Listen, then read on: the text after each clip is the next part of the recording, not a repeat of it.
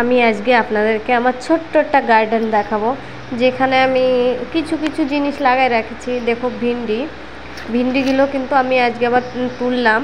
ঠিক আছে, দেখো ভিন্ডি তোলার মতো ছিল, তো ভিন্ডি তুলেছি। এখানে একটা পাপিতা গাছ আছে, ওইখানে কিছু ফুল গাছ আছে। আর এই যে ভিন্ডি গাছগুলো থেকে কিন্তু অনেক ভিন্ডি খেয়েছি আমি। দেখতে পারো এখানে একটা নীলকণ্ঠ ফুল, একটা জবা ফুল আর একটা বেলি ফুল লাগানো আছে। এখানে কিছু পিপলি শাক লাগানো আছে দেখতে পারো। আর এখানে একটা পানি পড়ে আছে, এটাকে আগে উঠোনে ফেলে দিই। আর আমার এই যে উঠোনের চারি কিনার দিয়ে আমি লাগাই রাখেছি। এইখানে আমি উঠোনে নতুন মাটি ঢালছিলাম। এই দেখতে পারো এই একটা কচু গাছ, দেখতে পারো কত সুন্দর কচু গাছ হয়েছে। আমি মানে এর বাবা ঠান্ডার সময় কচু আনছিল, তাই একটু কচু আমি কাটে লাগাই দিয়েছিলাম উপর থেকে।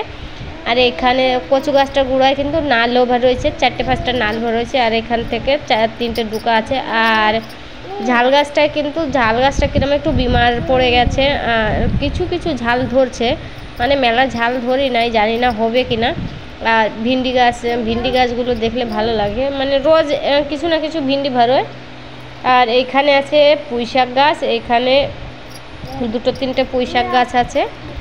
দেখতে পারো। এটা বলো তো কি, এটা প্লিজ একটু কমেন্ট করবে। তো এটা আমি বলবো না, এটা কিসের গাছ একটু কমেন্ট করবে। দেখতে পাবো কত সুন্দর। মানে আমার গাছ গুছালি নিয়ে থাকতে, ঠিক আছে, গাছ গুছালি ফিরে আবার পাখিদের খাবার দেওয়া, পাখিরা আসলে ওরা যখন খায় তখন আমার এত সুন্দর লাগে, ভালোই লাগে আমার। মানে এদিক ওদিক যাবাচ্ছে, কারোর সাথে উঠা বসাচ্ছে, আমার এই সপ্তাহে একটু ভালো লাগে, আমার সবচেয়ে ভালো লাগে এইগুলো। আর এইখানে আছে দেখো ফুল গাছ, ফুল হয়েছে। এখানে আছে গুননি শাকের গাছ, এটা আমি বাপের বাড়ি থেকে এনে লাগাইছিলাম। আর হচ্ছে সাদা ফুল গাছ।